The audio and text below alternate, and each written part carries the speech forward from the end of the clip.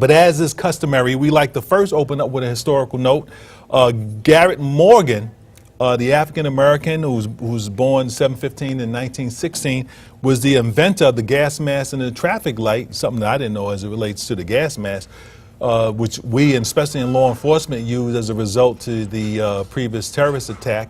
It was an African-American who have perfected the type of gas mask that we use today. Of course, prior to, there was some less quality masks that were used, not as proficient as the one that he invented. But Father Lucas, I know you're aware of many black inventors that we're not instructed about. Yeah, they don't tell us. I wish I knew you were going to do this. I have a long list of things maybe we ought to go into that black folks invented that you never find it in the books, and certainly they're not telling it our black kids in school. Right.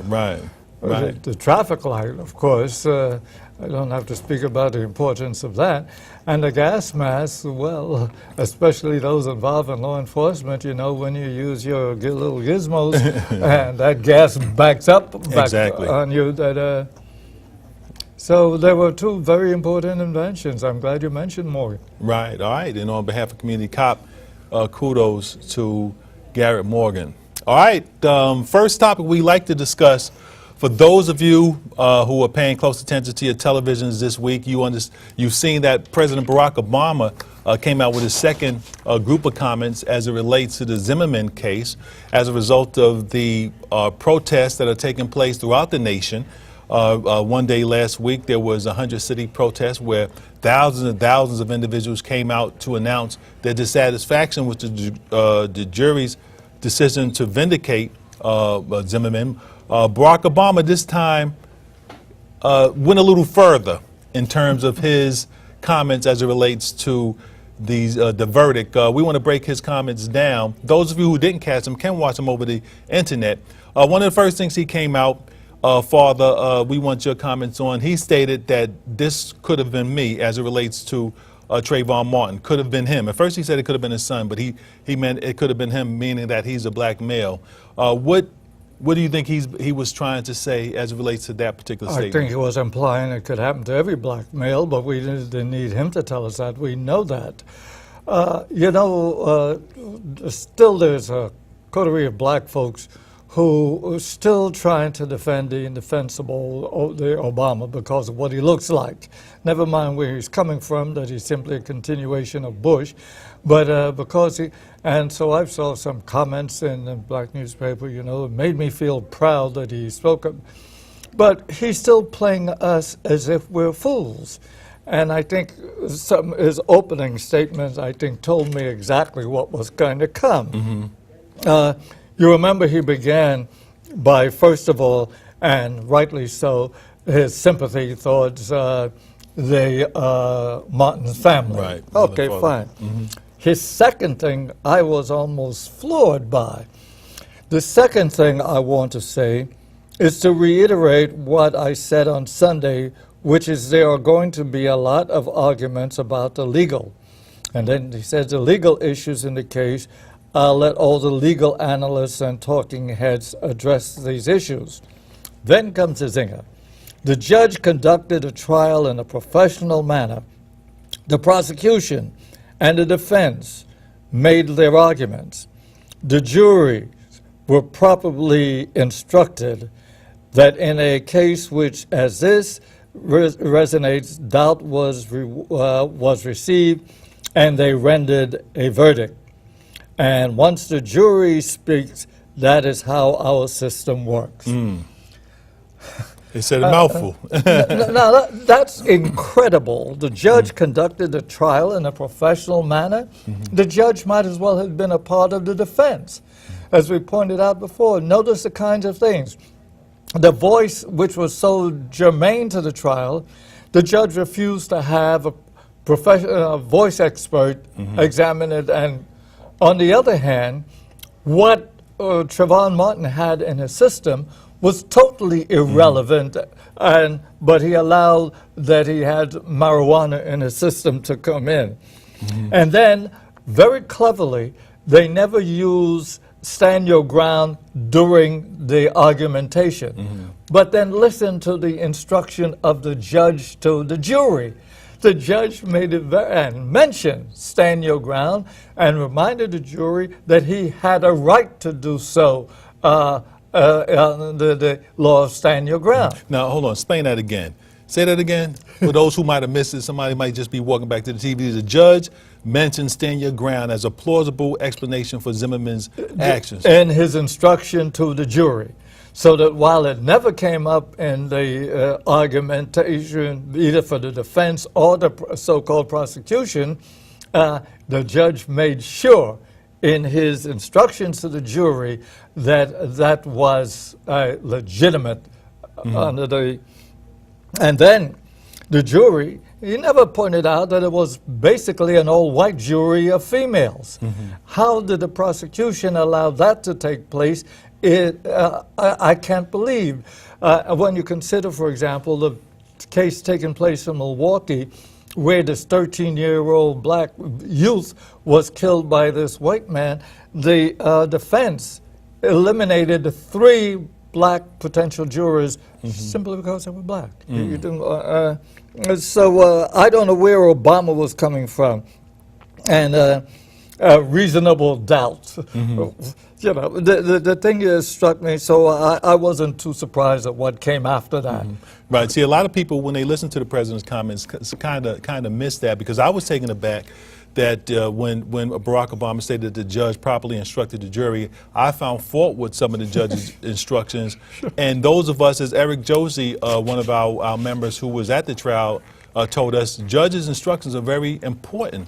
The way they instruct the jury is very important. For him to mention stand your ground when it wasn't mentioned by the defense as an explanation, I thought was inappropriate. And then to lead the jury that reasonable doubt was relevant as it relates to this case. And told them they had to consider his actions, Zimmerman's action, in the light of stand your ground. Right, right.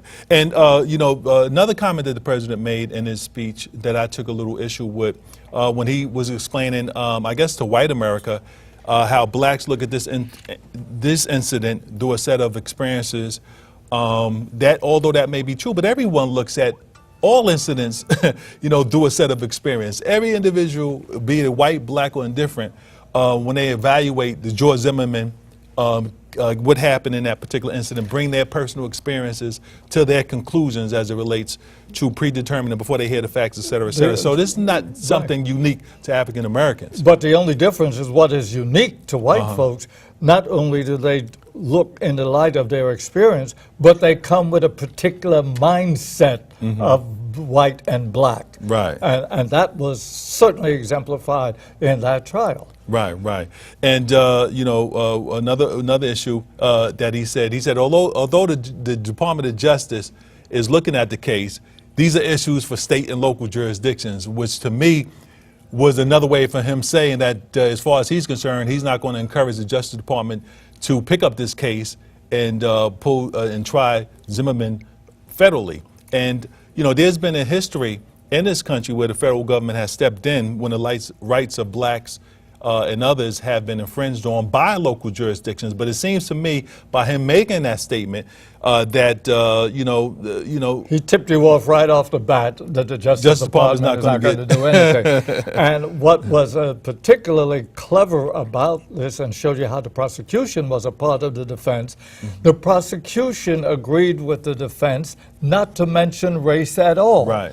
Now, there are other issues that the Justice Department could bring, but the problem here is that since race wasn't mentioned at all in the trial, well then it's you're going to have to take it on other grounds besides the violation of his racial civil rights, right. Civil rights, right. Because they eliminated that from the trial.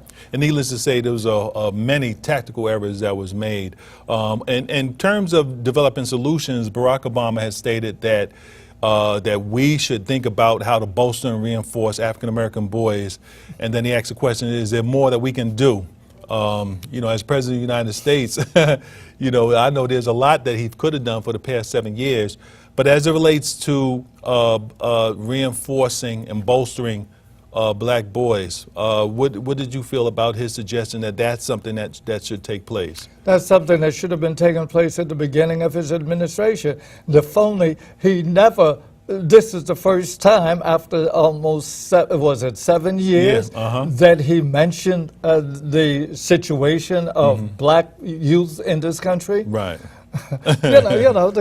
To talk about Slick Willie, this guy makes Slick Willie look like a kindergarten because he gets over. At least a lot of times folks knew when Slick Willie was lying. But in his case. Right, but I mean, Clinton, I mean, he fooled a whole lot of people. You know, yeah. He was one of the most anti-black presidencies in terms of his policies, from welfare reform, from NAFTA, the exportation of low-level, like factory jobs out of the country, sending back of Haitians, right, to, and affirmative action, legal affirmative yeah. action ended under his administration. Yeah. His refusal to get involved in the Holocaust that took place on the continent. So Slick Willie, he fooled a lot of folk. But now, when President Obama makes the statement as it relates to us doing more, as President of the United States, we all know that there's a whole lot he could have done.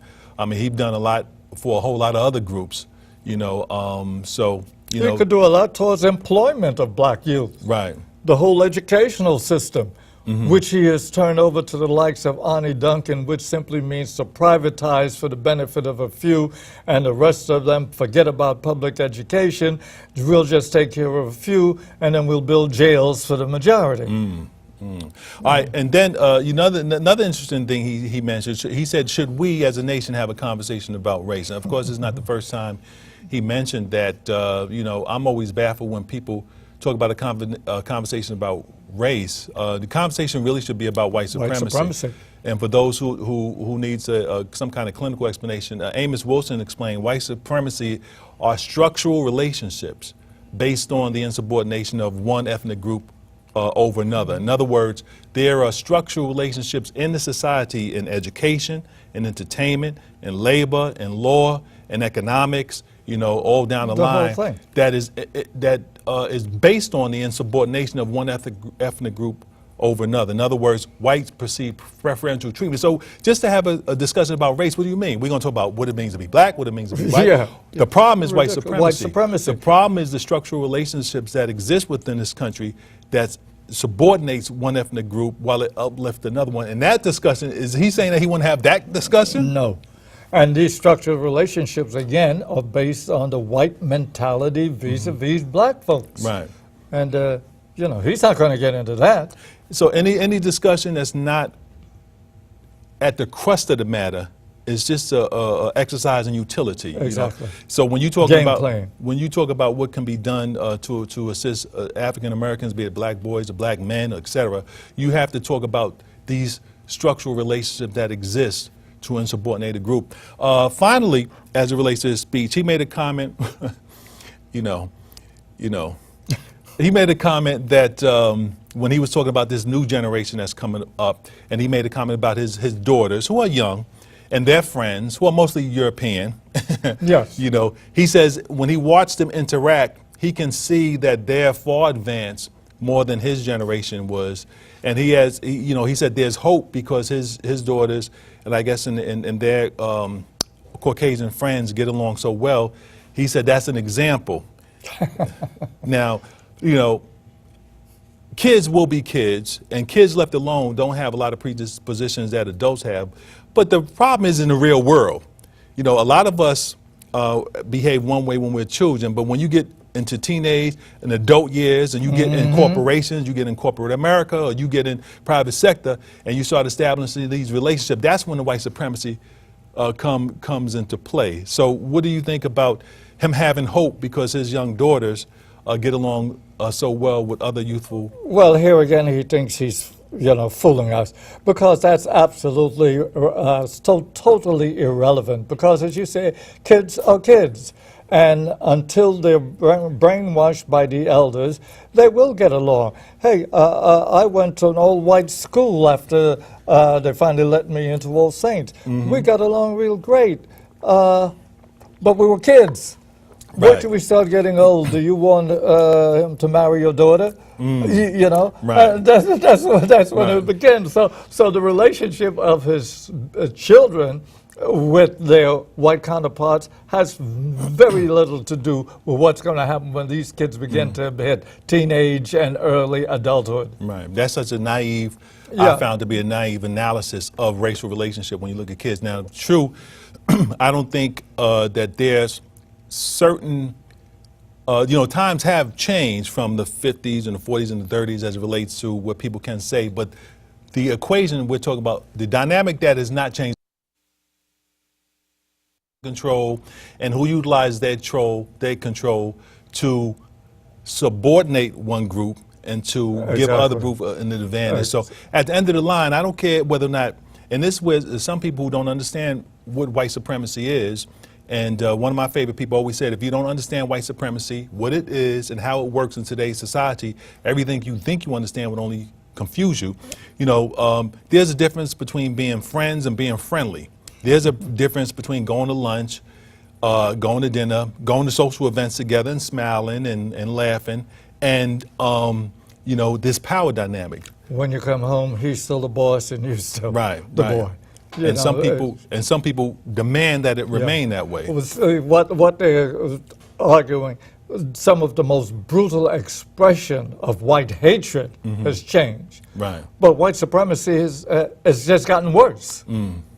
Right, and not only in this country, but abroad. So overall, the Barack Obama speech, some people gave him kudos for merely addressing the issue, for speaking about the issue, and you can tell when you watch the speech that he's really holding back. He's talking about it, but he's really measuring his words.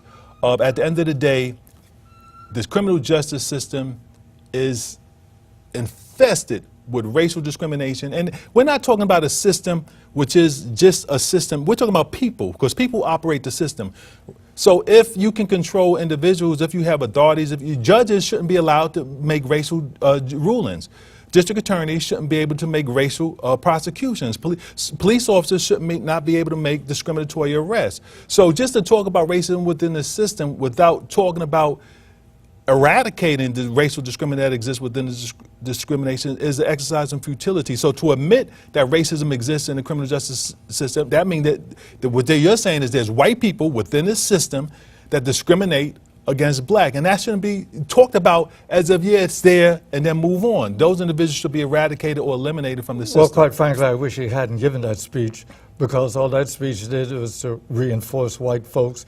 He said thinking white folks were not disturbed by that speech at all. Right. Because it was geared to appease them. Right. And pretend as if he was dealing with the issue of Trayvon Martin.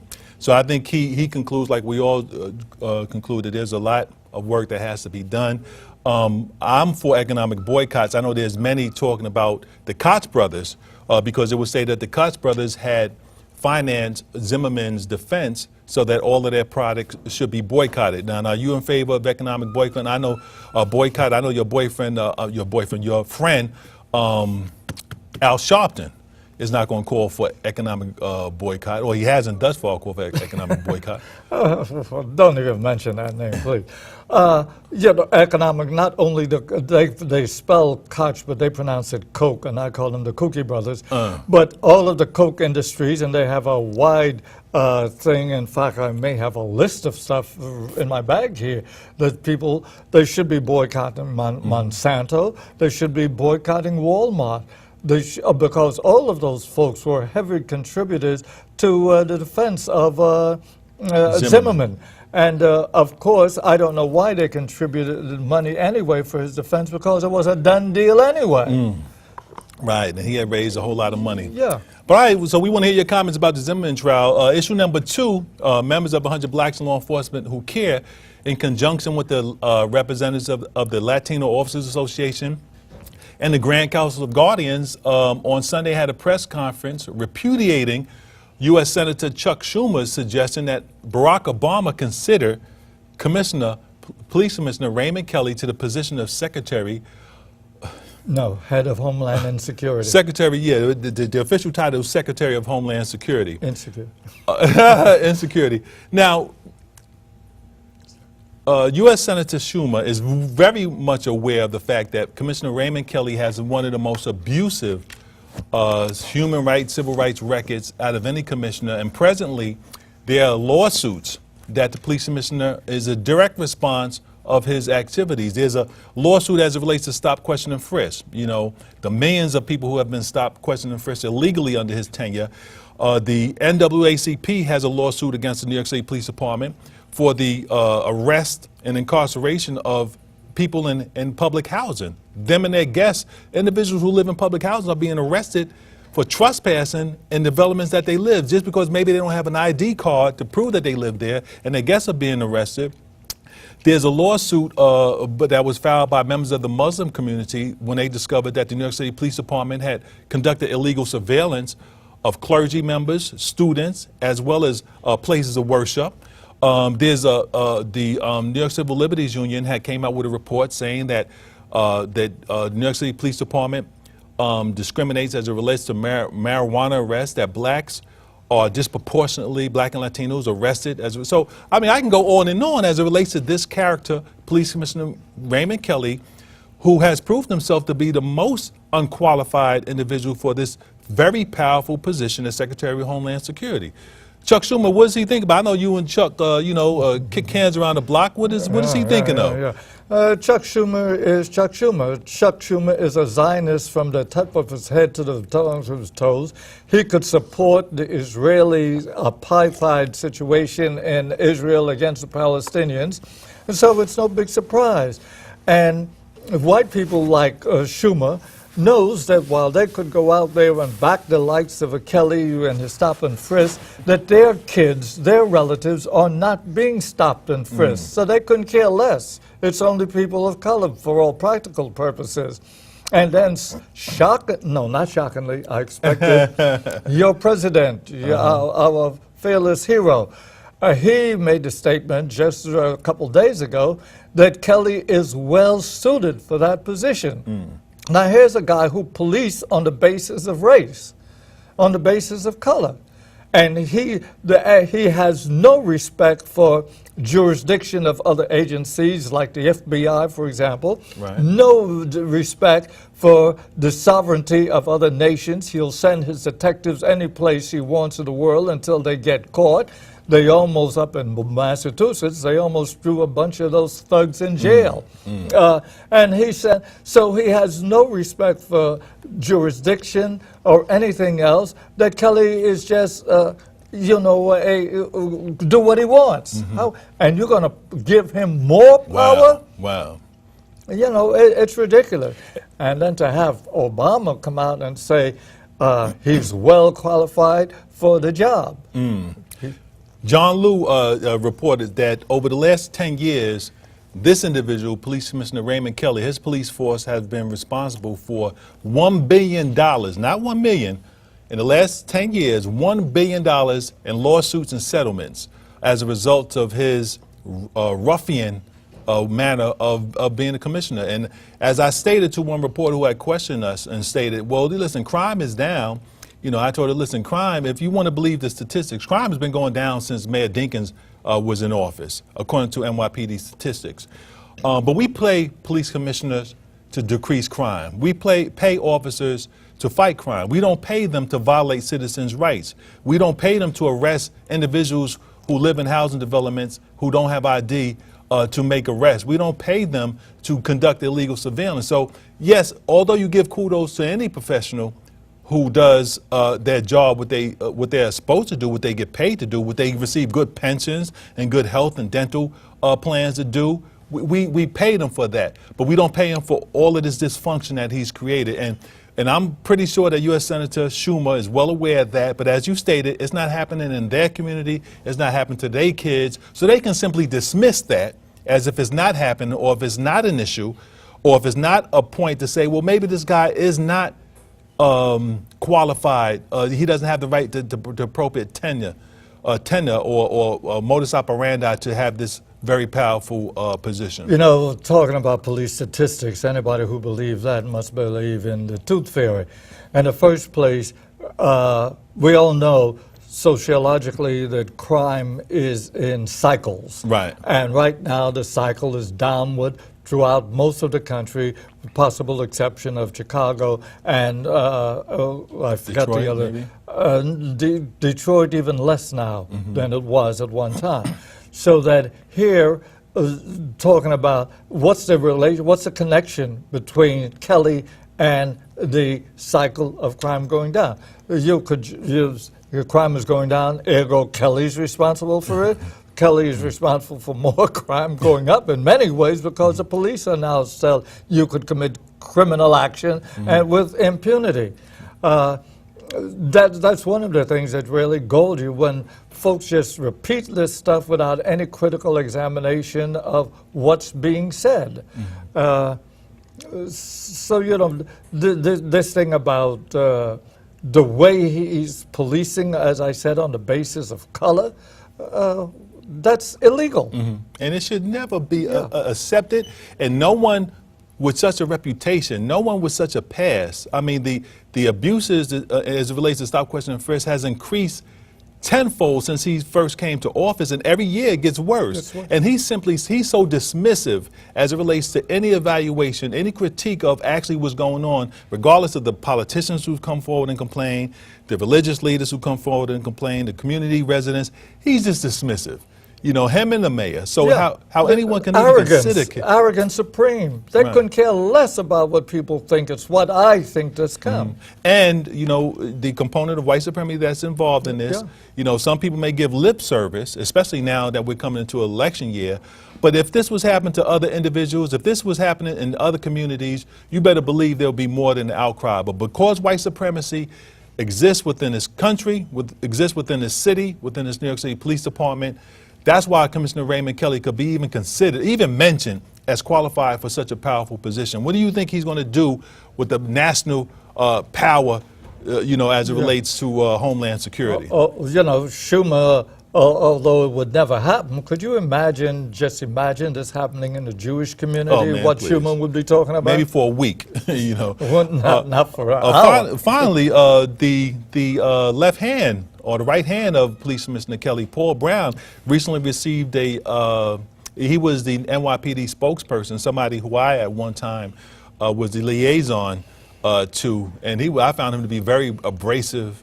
And but he has a post as a VP of publicity for Notre Dame, University of Notre Dame.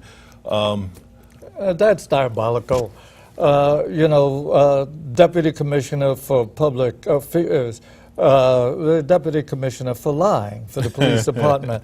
Everybody, you know, that Paul Brown is a consummate liar, okay? And he's been that way, and that's his job, to lie for the police department. Right. Now, it shows you how these universities, and these are the ones that are supposed to be educating our youngsters. And of course, the bottom line is money in all of it. Could you imagine City College hiring General David Petraeus for $200,000 a year position to teach one course a year? When the faculty almost revolted, they had to take it back, and now he's getting paid $1. But General Petraeus should not have any influence over the young people's mind. He's a war criminal. And then, you know, we talk about a Catholic. Well, you know, as I always maintain, you're not what you say you are, you're what you do. Right. Okay?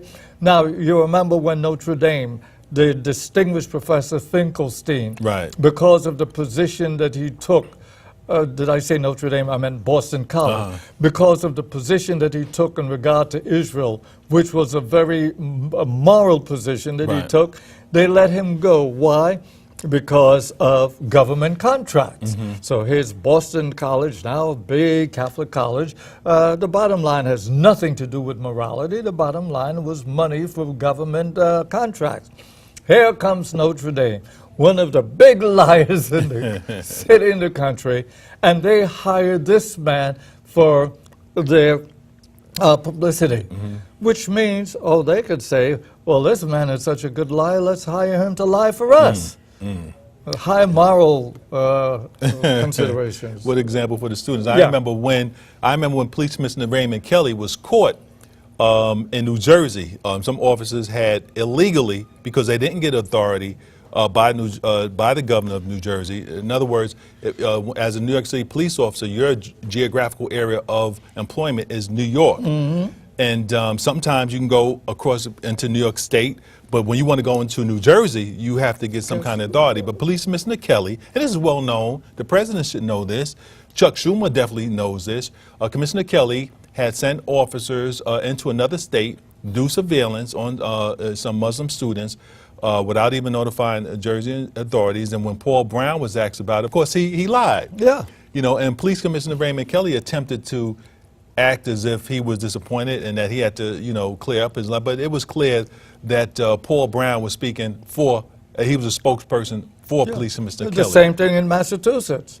And they almost got arrested. Right. They had to call up and, you know, do all kinds of stuff because the Massachusetts police were angry. Right. And then not only in other states, but internationally. Mm-hmm. This clown has his detectives go. Right. So one of the things that we did, we intend to contact, or we already did send a copy of our press release to the president, you know, listing the federal lawsuits that are in his court against the New York City Police Department as to why we think Kelly is not qualified for this position, as well as contact Chuck Schumer's office to ask, could he give us an explanation as to, in light of all of these horrific legal transactions, these crimes against members of the Black and Latino community, why he would even deem it appropriate to submit the name of Police Commissioner Raymond Kelly. So we hope to hear from both individuals, but you know, we had the press conference, you know, so we can be on the record as objecting to Commissioner Kelly even being considered for these positions. And all our listeners, unfortunately, I thought I had it with me, all our listeners and their friends and relatives should be jamming the White House line, Right. telling them that it's disgraceful even to consider Raymond Kelly Right. for head of the Homeland Insecurity. That's right, and don't take that, you know, what Father Lucas said was very important. You know, you have to call, community residents should call. We wanted to come out as Black and Latino law enforcement who, you know, unfortunately had to work for this cat to state our objection, but you should do it as well. So if Father finds the number, fine. If not, you ought to look it up, and you should object as strongly as you possibly can for Commissioner Raymond Kelly even to be considered. His name shouldn't even be on the list. You know, but we're at the point now where we have our phone lines open. We had a couple of things else we wanted to talk about. Fred Eiffel is in the house. What's up, Fred? But first caller, welcome to Community Cop. Where you calling from? First caller, you on the air. All right, we ask you to, when you hear us come on, you have to turn the TV down so you don't get no feedback.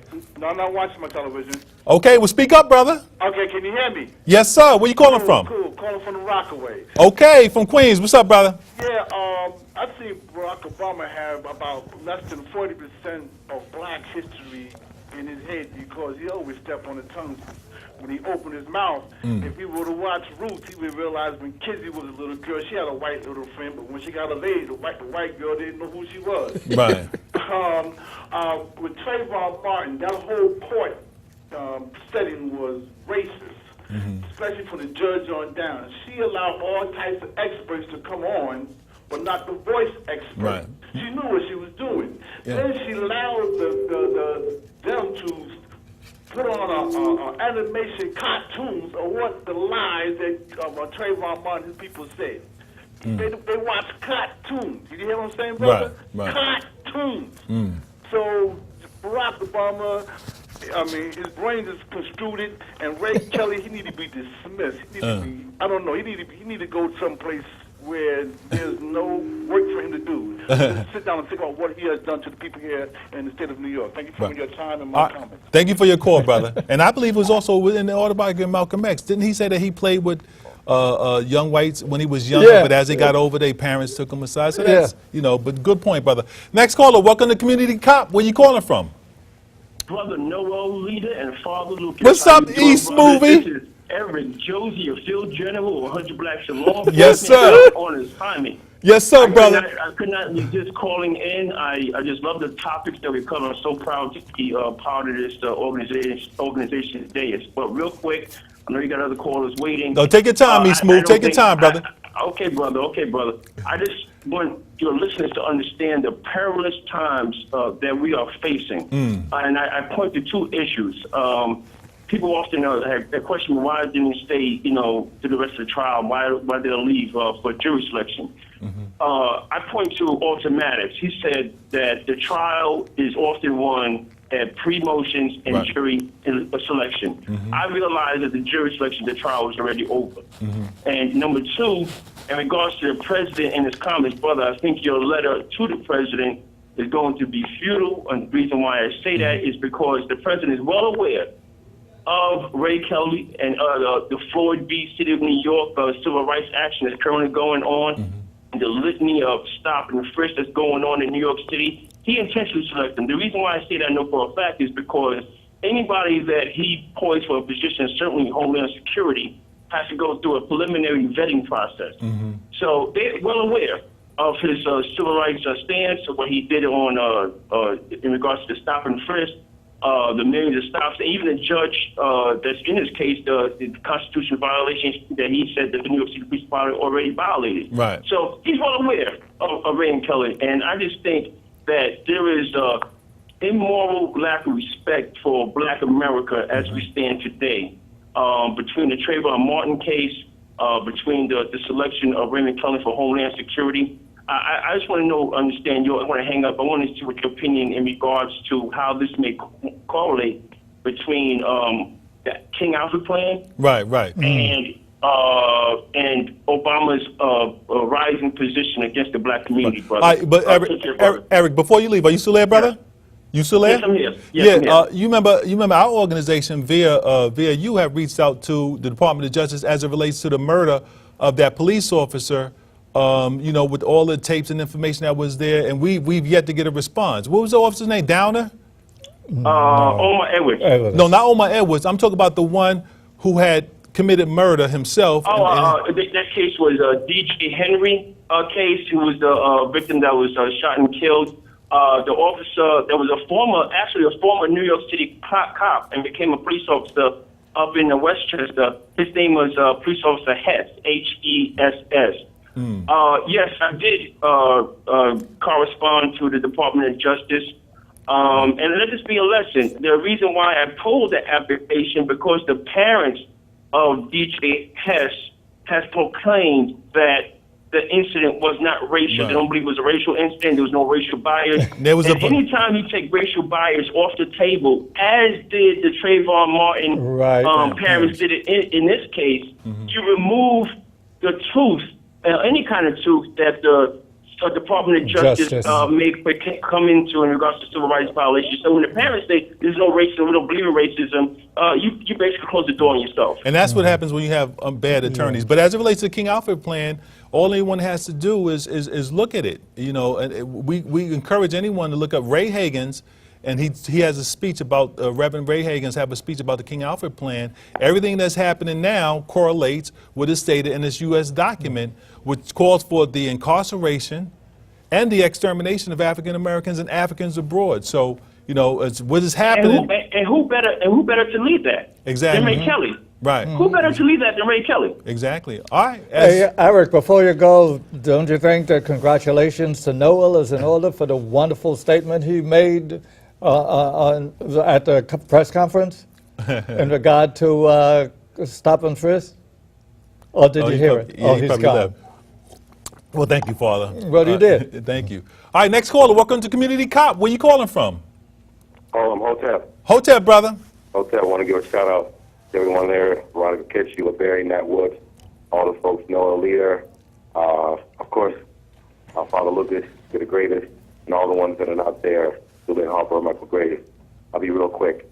My question is, do you think this will be a political blunder for Obama if he chooses, and also shout out to Eric Josie, because what he said was on point. Right. It would be a political blunder for Obama in the future if he selects this Raymond Kelly to be Homeland Insecurity head and whatnot. And I do believe it is an assault against the African community. And also, Eric Holder. This is only in Harlem. Father Lucas, the St. Philip's Church. He was there yesterday. Eric Holder was there. Yeah. I know somebody. I know a lot of people there. But yeah, he had all the FBI agents there. He had all these older white FBI agents, younger white FBI, no black FBI agents. I don't know if he picks them or whatnot. His wife was there. He's got a really pretty light-skinned wife, but he wouldn't really answer any questions. Right. Okay. He was Right. right in the neighborhood. Okay, we got your point, but let Father ask your point.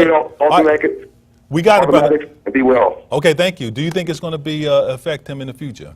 Yes, it will affect him in the future, but for the better, as far as he's concerned, he's going to die a millionaire. White folks will have their arms open for Obama. He's one of them anyway. They're going to have their arms open for them. Because he's not, whatever Kelly does, it's not going to affect Obama in a negative way. Right. And then President Obama is not going to run for any more political offices. No. He'll be a private citizen. And what we have to understand is a lot of times when these people make speeches, and it's very clear to me, they're not really talking to black folks. They're talking to white folks. So they're not really talking to us. A lot of statements that, as it relates to Schumer and all these cats, they're not talking to black folks. They're placating, especially African Americans, to white people. That's who's the target of their conversations. We're taken for granted. Barack Obama knows that African Americans, members of the African American community, overwhelmingly going to support him regardless of what he does. So he's not really speaking to us. But thank you for your call, caller. Next caller, welcome to Community Cop. Where you calling from? Hello? You're on the air. Where you calling from? Hello, Hotel Brothers calling from Harlem. Can you hear me? Yes, sir. Quick question, comment, brother. Okay, great. Just a couple of quick points. You were talking about white supremacy earlier, and I don't think that a lot of people sadly understand the true dynamic of white supremacy means. Because I find that even so-called liberal whites, they're only willing to go but so far so as not to have to give up their white skin privilege. Because when it comes down to it, I think that they secretly realize that if we had true fairness and equality in this society, then them having white skin wouldn't give them an advantage. Exactly. And my second point is that there was recently a cartoon in one of the local newspapers. I don't know if you all saw this, but it was a cartoon depicting Ray Kelly stopping and frisking Obama, and Obama's trying to appoint him as the national security head, and then Ray Kelly says, "Oh, what was it you wanted to see me about?" After he stops and frisks. Oh, that's funny. And, no, I didn't see that. Quickly, I tuned in a little bit late, so I don't know if you all talked about this, but I wanted to get you all's opinion on what you thought about the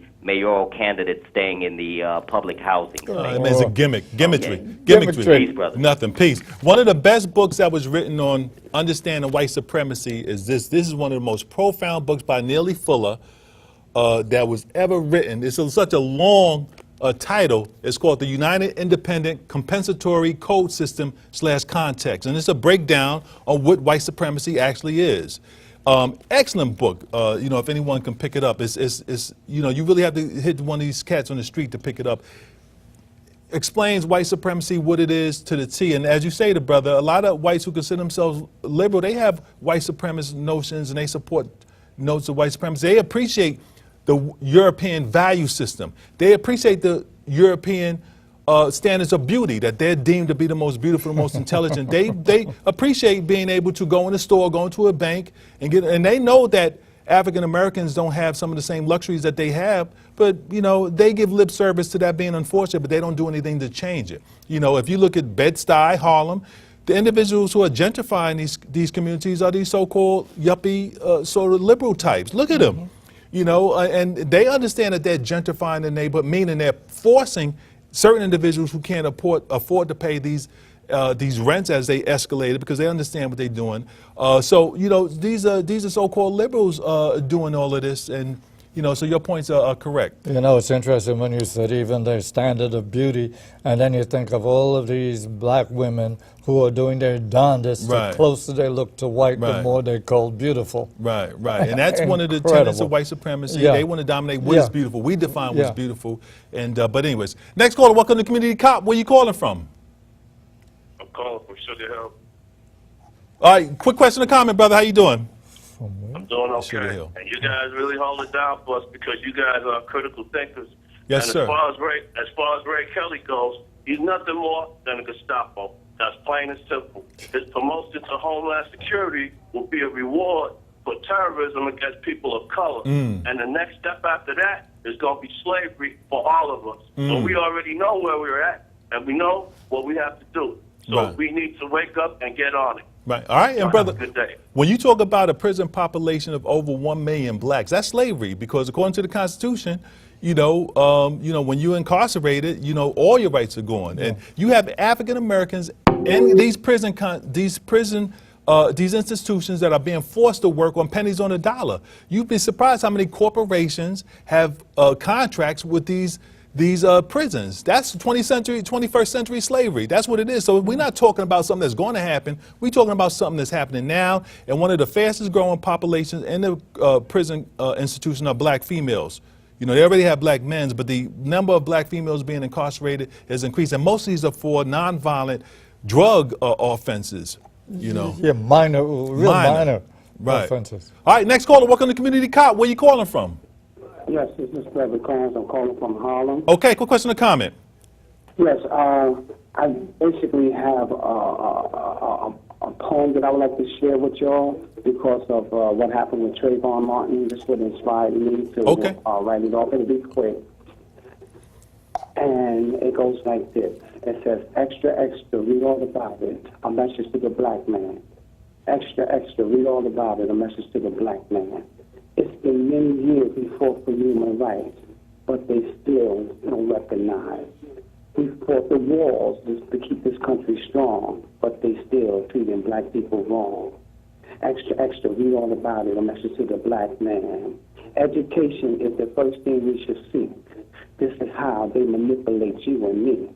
Said those books they call the Constitution, we know that's not for our solution. Slavery still exists. Don't you realize we got to get rid of it? Extra, extra, read all about it. A message to the black man. Thank you so much. All right, kudos to you, Thank brother. you, bro. Kudos for you. Thank you for that poem. Next caller, welcome to Community Cop. Where you calling from? I'm calling from Harlem, Hotel. Hotep, brother.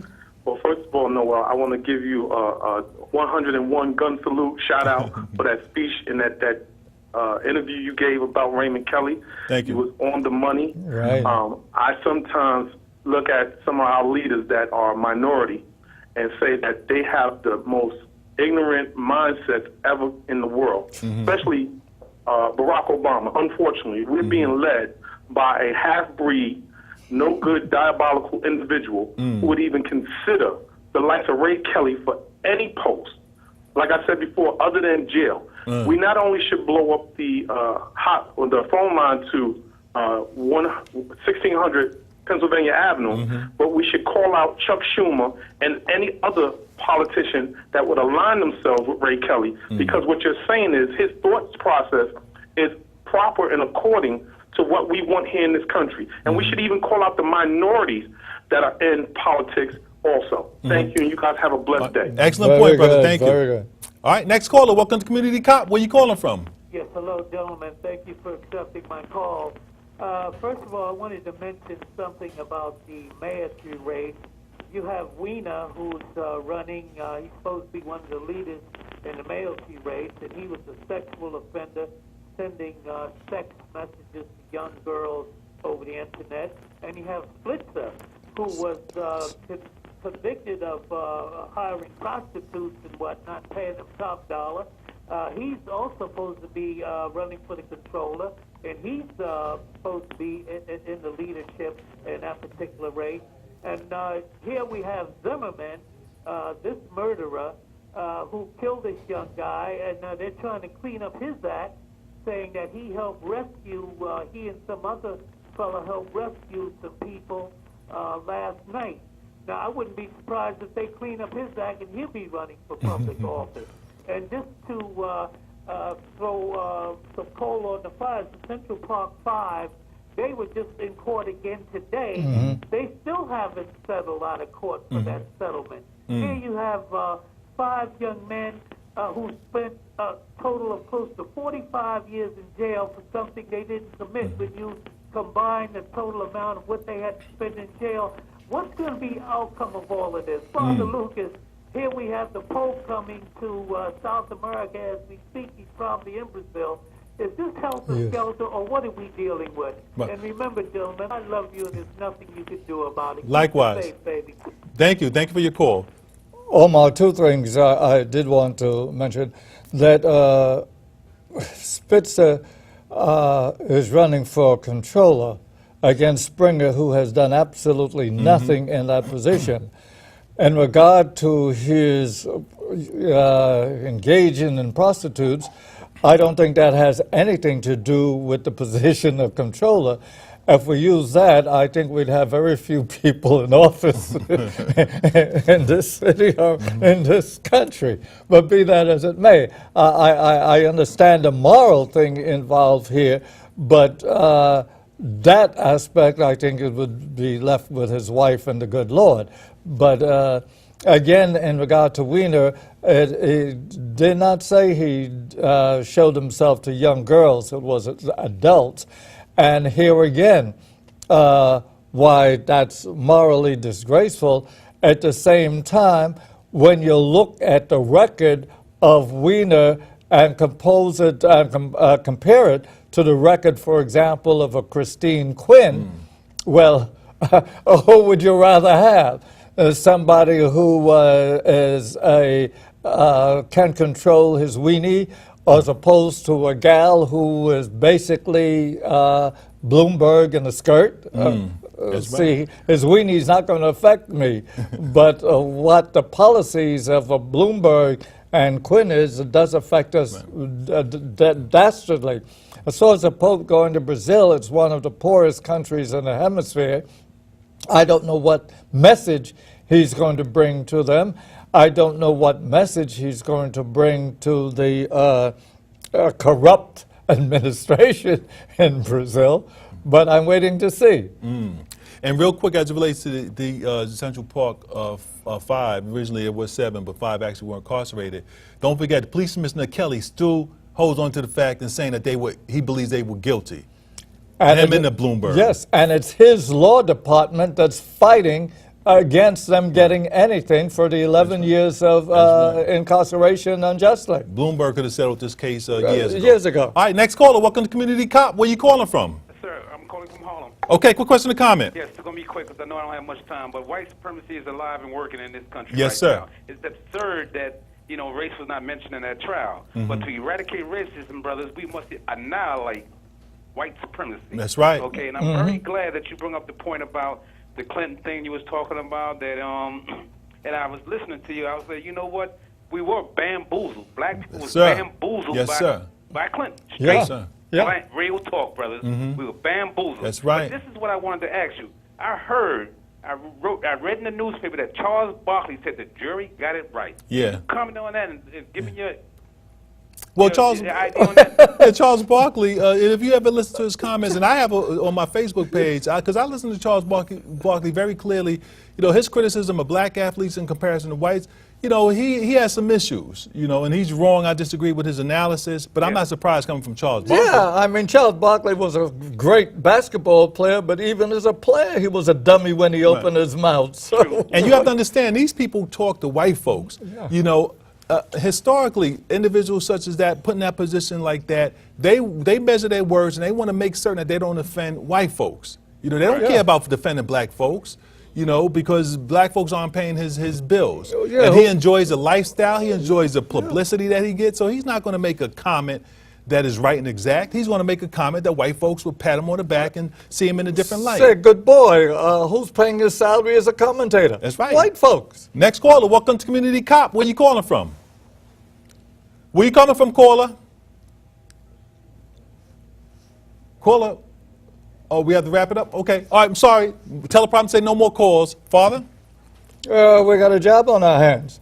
Not only the boycott, but I forgot who mentioned the book.